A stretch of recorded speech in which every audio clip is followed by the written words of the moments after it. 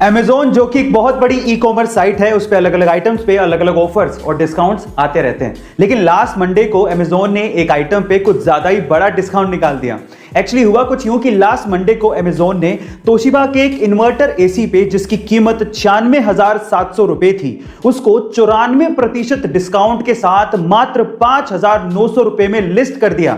जिसने इस ऑफर को देखा उसने फटाफट से इसे ग्रैब कर लिया। इनफैक्ट इस ऑफर में ईएमआई ऑप्शन भी था, तो कई लोगों ने इस एसी को ईएमआई ऑप्शन पे अवेल कर लिया। लेकिन बाद में पता लगा कि किसी बग की वजह से Amazon पे ये प्रोडक्ट इतने बड़े डिस्काउंट पे लिस्ट हो गया था। खैर जो भी हो, लेकिन जिसने मौके पे चौका मार दिया उसकी तो चांदी हो गई। गाइस, क्या आपको इसके पहले तक की इंफॉर्मेशन पता थी? और अगर नहीं पता थी तो कमेंट सेक्शन में जरूर लिखिएगा। कोक स्टूडियो पाकिस्तान का एक फेमस म्यूजिक प्रोग्राम है जो कि सन 2008 में शुरू हुआ था, जिसमें live studio recorded music performances होती हैं और उसमें बहुत से इंडियन सिंगर्स ने भी गाया है।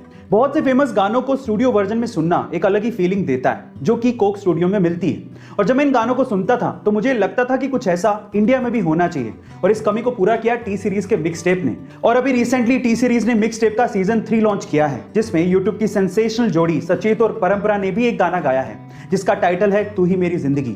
ये गाना उन्होंने इतनी खूबसूरती से गाया है जो कि आपके दिल को छू लेगा। गाइस, क्या आपने वो गाना सुना है और आपको वो गाना कैसा लगा? कमेंट सेक्शन में जरूर लिखिएगा।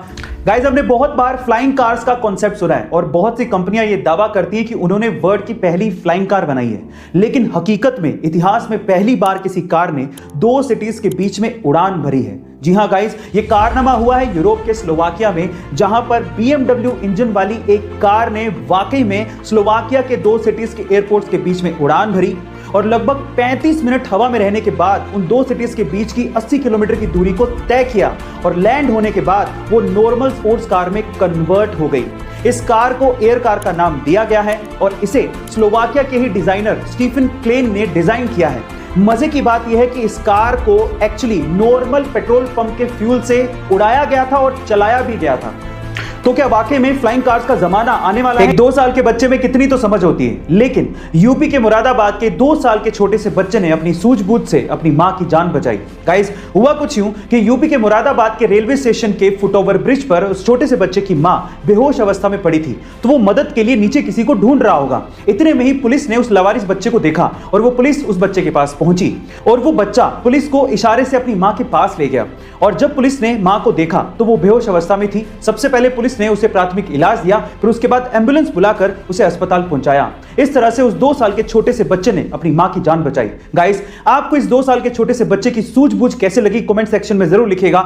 एक बार एक बंदा जूता खरीदने के लिए किसी शॉप पे गया। उसे 7 नंबर का जूता खरीदना था और उसे उस शॉप पे एक जूता पसंद भी आ गया, लेकिन जैसे वो काउंटर पे पेमेंट करने के लिए गया, उसे पता लगा कि वो वॉलेट तो घर पे ही भूल गया है। फिर उसने शॉपकीपर से रिक्वेस्ट किया कि आप मुझे जूते दे दो, अगले दिन आके मैं पेमेंट कर दूंगा।